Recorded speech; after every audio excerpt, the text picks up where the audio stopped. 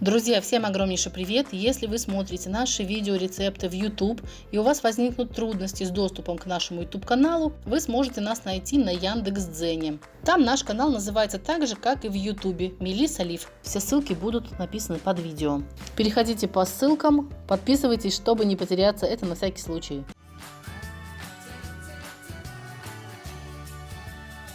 Готовлю сегодня очень вкусное блюдо, приготовьте его вместе со мной. Сейчас я готовлю тесто, у меня кефир 3,2% жирности, у меня его 175 мл.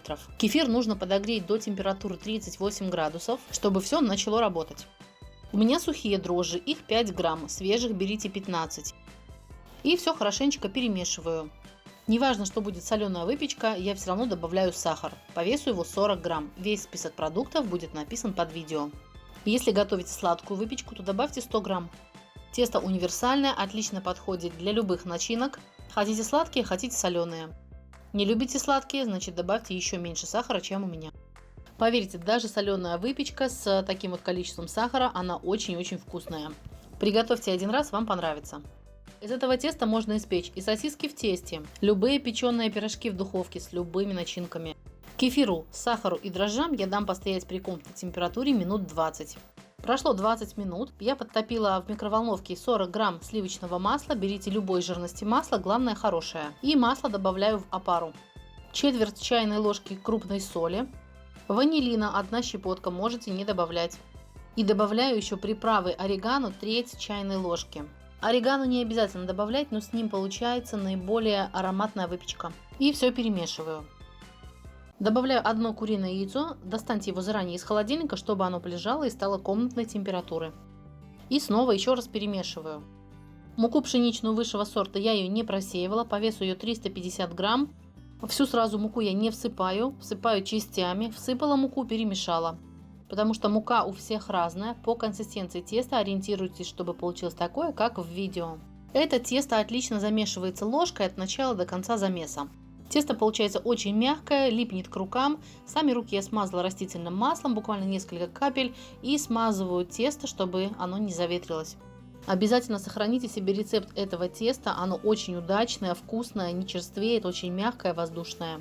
Пока все это тесто будет подходить, можно его накрыть крышкой. Я накрываю полотенцем и убираю в сторону. Часа на 2,5. Но у меня этот процесс всегда происходит быстрее. У меня на кухне очень тонкая такая труба, батареи. Я ставлю прямо эту емкость на трубу, и оно у меня подходит за час. Тесто поднялось. А стол подпыливаем немного мукой. Само тесто очень воздушное, такое ароматное. Подкатываю из него такой шарик. А теперь тесто разделю на 2 части. С одной частью пока буду работать, а вторую откладываю в сторону. Сейчас тесто нужно раскатать в 2 одинаковых прямоугольника. И по краям я его скалкой подравниваю, чтобы края были ровные. Раскатанный пласт теста уберу пока на время в сторону, пока сама буду заниматься начинкой. Вареной колбасы у меня кусочек на 200 грамм. Сначала колбасу нарезаю вдоль на тонкие пласты. Буду нарезать так, чтобы получились маленькие такие квадратики. И точно так же сейчас измельчу оставшуюся колбасу. Всю колбасу подготовила. Берем любой полутвердый сыр. У меня его по весу 100 грамм. Половину кусочка я натру на сырной терке. А вторую часть сыра на крупной, на свекольной терке. Все, весь сыр подготовила. Возвращаюсь к раскатанному тесту. Я взяла 1 столовую ложку томатной пасты и распределяю ее по верху теста. Это удобно делать либо силиконовой кисточкой или ложкой. Главное это все распределить равномерным слоем. Теперь сверху присыпаю сыром. А сверху на сыр выкладываю колбасу. Вторую часть теста я сейчас точно в такой же пласт раскатаю. Второй пласт теста переносим на первый и аккуратно закрываем по краям, придавая одинаковый размер обоим пластам теста. У меня нож для пиццы, можно брать любой нож и нарезать тесто так, как я показываю в видео. Получились вот такие полосочки с начинкой. Теперь беру одну и вторую полосочку, кладу друг на друга и начинаю жгутиком поворачивать в разные стороны края. Если где-то начинка выпадает, не беда, тогда, когда уже будет скручен жгутик, можно ее положить сверху. Противень я уже застелила пергаментной бумагой и на пергаментную бумагу сверху выкладываю вот эти жгутики. Со всеми оставшимися заготовками повторяю все то же самое.